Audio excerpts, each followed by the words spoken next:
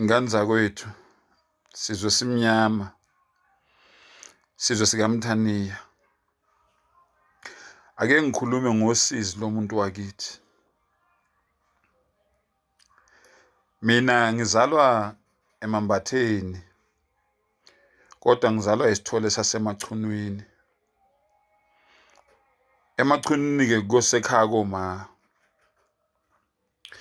Lento bafowethu engizokhuluma ngayo inzima. Ngiyazi ukuthi kukhona abanye abantu mhlambe abangazwela, bese mhlambe beyithatha ngendluzula noma mhlambe bese beyithatha kabi. Ngicela ukuxolisa ngingakayikhulumi ngoba injula le engiyithintayo kwabanye abantu iyimpande, kwabanye abantu ingamasiko, kwabanye abantu ingumnyombo wemvelaphi yomuntu, noma umuntu ucabanga ukuthi umnyombo wemvelaphi yakhe akakuthathi njengomkhuba. Ngiyaxolisa ke ingane zakwethu lento ngingakayikhulumi. Kunalento le usiko lolu olubizwa ngehlahla lomlahlankosi, ukuthi umuntu mangabe mhlawumbe ephangalele ngengozi yemoto noma ngengozi yesibhamu noma ngengozi yomese noma inhloboni yengozi noma mhlawumbe ephangalele esibhedlela, sekuzoziwa ke nehlahla ke leli lomlahlankosi, kuthiwe ke uzolandwa ngalo lelo hlahla lelo. Uma mina ngifunda umbhalo encwadini kaMshumayeli 12 uye kuverse 7, ithi umzimba uyobuyela emhlabathini uyoba yize la waqhamuka khona, umoya ubuyela kuNkulunkulu owawunikayo umzimba.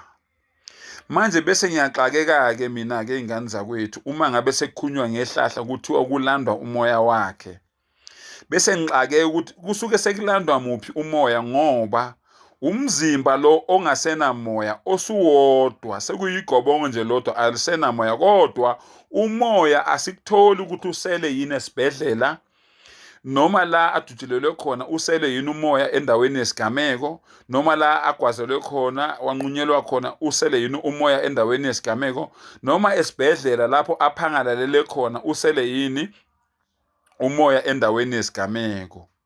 Asikutholi lokho kulombhalo lo engiqeda mina ukukhuluma ngawo manje.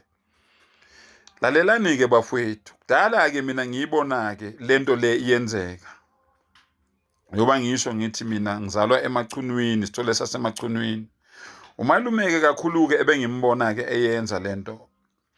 Ihambile insizwa, ihambile intombi, odadewethu nabafowethu, abazala, o-anti, ogogo, ngisho nesalakazi impela esingizalayo, nomamkhulu nomamncane, odadewethu njengoba sengichazile, abazala, obabekazi bahambile, iloku yenziwa lento.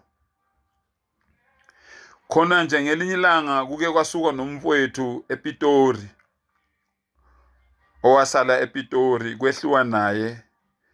Ngitsheleke iPitori inezitobhi ezingakhi, kuhambe kumiwa umalume lokho ekhulumile, ekhuluma nalo leli hlahla leli. Lalela ke ndodana, mshana, siyangena ke manje egaraji elithize, ungabe kusasala.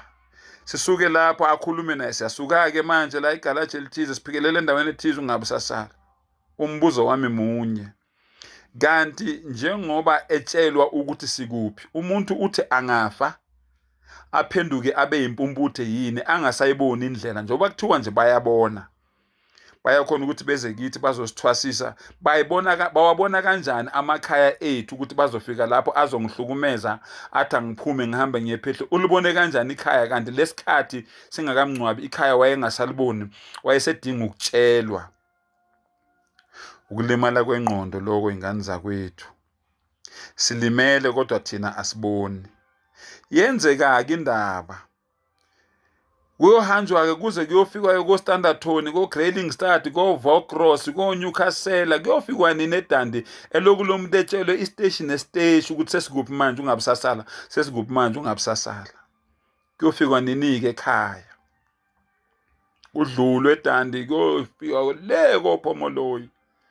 Nakhona ePhomoloyi makufika uyatshelwa, siyadlula ePhomoloyi, semachunwini njalo ngithi sadlula emachunini sesizothukela ke manje. Hayi ungabe usasala ke la. Yabona ke seferi ke manje ungabe usasala ke la uthukela lolu sidlula uthukela bridge kutshelwa lo muntu ngendawo yakubo akade eyazi. Uma ngabe ngasekho akasayazi usedinga ukutshelwa. Likuphi iqiniso lapho bafowethu? Ngicela ukuthi nina ningiphendule. Ngishilo ngathi injula le ngiyithintayo. Yenza ke indaba. Kwadlula yena kumalume ke emhlabeni. Esedlulile ke umalume ke emhlabeni. Ake ngize nediski ke elandelayo noma nevideo elandelayo ngizonitshela ukuthi kwaphelelaphi ngomalume ngokudlula kwakhe emhlabeni. Ngiyabonga kakhulu.